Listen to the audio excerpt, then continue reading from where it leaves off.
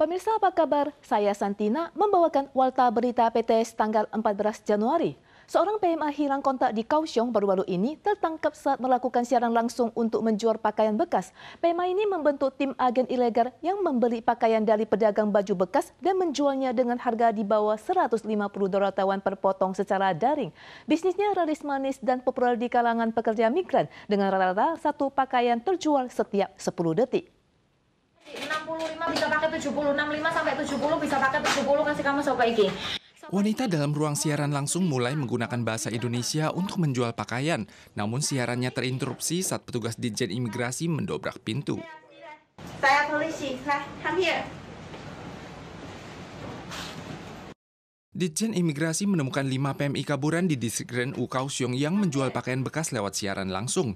Jumlah penggemar ruang tersebut mencapai 20.000 orang dan setiap siaran ditonton oleh ratusan orang. Rata-rata satu baju terjual setiap 10 detik. 因为价格低廉，每件都不超过新台币150元，在同乡移工间相当热销。 Ketua tim penjual pakaian ini adalah seorang PMI kaburan berusia 31 tahun yang bernama Ani. Ia melihat peluang bisnis pakaian bekas di kalangan rekan sekampung halaman dan memasok pakaian dari pelaku usaha daur ulang. Ia tidak hanya memilih pakaian untuk dijual, namun juga merekrut PMI kaburan lainnya untuk membantu meringankan kesibukan siaran langsung dan proses pengiriman barang.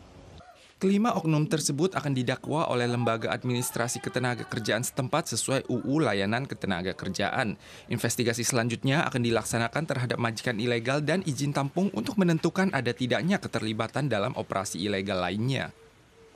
Dua kecelakaan beruntun terjadi di Jalan Tol Nasional nomor 1 sekitar wilayah Lucu pada dini hari tadi. Kecelakaan pertama melibatkan sebuah truk besar dan truk tangki kimia yang menyebabkan kebocoran natrium hidrosida. Untungnya, kedua pengemudi mengalami luka ringan. Kecelakaan kedua melibatkan 11 kendaraan yang mengakibatkan 2 orang meninggal dunia. Salah satu kendaraan yang terlibat adalah bus yang membawa 6 orang penumpang dan semua penumpang dinyatakan selamat. Jalan tol terlihat berantakan sebelum langit terang pukul 5:30 pagi. Kendaraan besar, kecil, dan bus terpaksa berhenti. Semua ini karena tabrakan beruntun yang melibatkan 11 kendaraan. Pengemudi kendaraan pertama yang ditabrak menjelaskan dia sempat melihat kecelakaan yang jauh di depan sehingga segera menginjak rem. Namun setelah mobilnya berhenti, kendaraan dari belakang menabraknya dan terjadilah tabrakan beruntun yang mengakibatkan 2 orang meninggal dan 3 orang luka-luka. Dugaan awal menunjukkan kendaraan belakang tidak menjaga jarak aman. Setengah jam sebelum tabrakan beruntun, sebuah truk tangki kimia yang mengangkut natrium hidroksida bertabrakan dengan truk besar di Jalan Tol Nasional nomor 1 arah selatan kilometer 339. Kedua pengemudi hanya mengalami luka ringan, tetapi tangki kimia terguling menyebabkan kebocoran natrium hidroksida. Tahun baru Imlek segera tiba, masyarakat mulai berbelanja kebutuhan perayaan. Namun, harga daging babi segera melonjak hingga $99,37 Taiwan per kilogram karena meningkatnya permintaan pada pekan lalu. Harga produk kering pada pasar Tihua Street di Taipei yang mulai menjual barang Imlek juga sedikit melambung pada tahun ini karena kenaikan biaya logistik dan tenaga kerja. Pengunjung di kawasan belanja Tihua Street sangat banyak, namun ada warga menyampaikan, usai keliling mereka menemukan harga banyak produk kering dan badam hijau tahun ini tampaknya lebih mahal dibandingkan tahun lalu.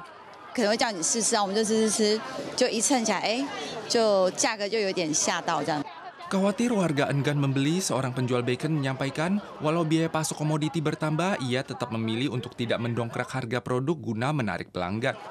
Harga rumput laut Jepang tahun lalu mencapai sekitar $450 hingga $500 Taiwan per cin.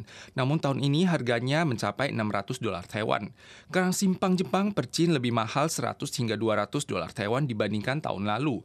Selain itu harga bacon atau sosis tidak banyak berfluktuasi, lebih mahal sekitar $20 hingga $30 Taiwan.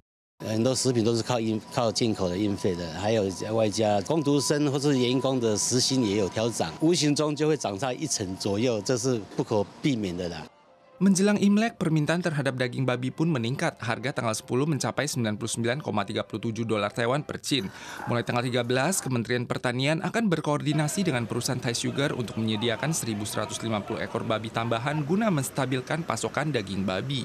Dibandingkan dengan harga daging babi dan produk kering, harga telur di area produksi dilaporkan turun menjadi 21,5 dolar Taiwan per cin, terendah dalam 7 tahun terakhir. Banyak peternak telur khawatir jika produksi telur mengalami surplus dan area produksi tidak mampu mempercepat laju penurunan produksi, harga telur akan kembali anjlok. Bulan lalu baru saja terjadi insiden seorang wanita yang masuk ke jalur kereta api Alisan untuk swafoto dan tertabrak kereta hingga kakinya patah. Kemarin, Badan Kehutanan Kementerian Pertanian kembali menemukan 5 wisatawan yang melanggar aturan dengan berjalan di atas ler. Mereka telah dilaporkan ke Biro Perkeretaapian untuk dikenakan sanksi denda maksimal 50.000 dolar Taiwan per orang. 5 wisatawan yang memasuki area rel kereta hutan Alisan secara ilegal ditangkap dan diproses sesuai UU Perkeretaapian. Bulan lalu, seorang wanita menerobos ke jalur kereta hutan untuk swafoto dan tertabrak hingga patah kaki. Belum 1 bulan kejadian berlalu, pengelola kereta hutan Alisan kembali menemukan 2 kelompok yang terdiri dari 3 wisatawan dan 5 wisatawan melakukan pelanggaran yang sama. Mereka akan dikenai denda antara 10.000 hingga 50.000 dolar Taiwan sesuai UU Perkeretaapian. Jalur kereta hutan Alisan termasuk jembatan dan terowongan di seluruh rute dilarang untuk dilalui. Wisatawan diimbau untuk tidak melanggar hukum dan menghindari kecelakaan. Nuansa musim dingin bisa disaksikan di Taiwan karena bunga plum sudah bermekaran di berbagai lokasi. Banyak pengunjung berdatangan untuk menikmati keindahan bunga plum yang sedang dalam kondisi mekar paling indah di beberapa lokasi tersembunyi di Joven Ersan, Desa Kuoxing, Kabupaten Nantou. Pemilik kebun memperkirakan minggu ini adalah waktu terbaik untuk menikmati mekarnya bunga plum. Drone membumbung, di depan mata adalah hamparan bunga plum putih. Pengunjung berpose untuk merekam keindahan bunga plum. Ini adalah destinasi nomor 1 untuk menikmati keindahan bunga plum di Dusun Nankang, Desa Kuoxing. Pohon plum di area seluas 10 hektar ini telah bermekaran. Banyak wisatawan pun tiba setelah mengetahui kabar ini.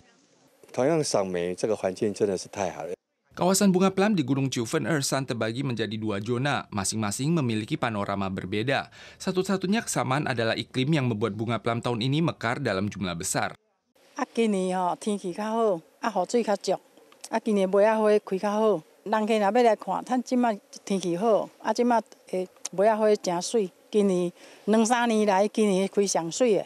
Namun berhubung jalan ambruk, jalur sirkuler yang semula direncanakan mengalami perubahan. Dinas Pedesaan juga mengingatkan warga yang mendaki gunung untuk memerhatikan keselamatan diri. Baik dilihat dari ketinggian maupun bertandang langsung ke area kebun, nuansa yang dirasakan cukup berbeda. Lebih dari 80% bunga plum sudah mekar penuh. Pemilik kebun juga memperkirakan akhir pekan ini akan menjadi periode optimal untuk menikmati keindahan bunga. Warga disarankan jangan melewatkan kesempatan ini. Para pemirsa sekalian, sekian warta berita dari PTS. Kita suara lagi di lain kesempatan. Sampai jumpa.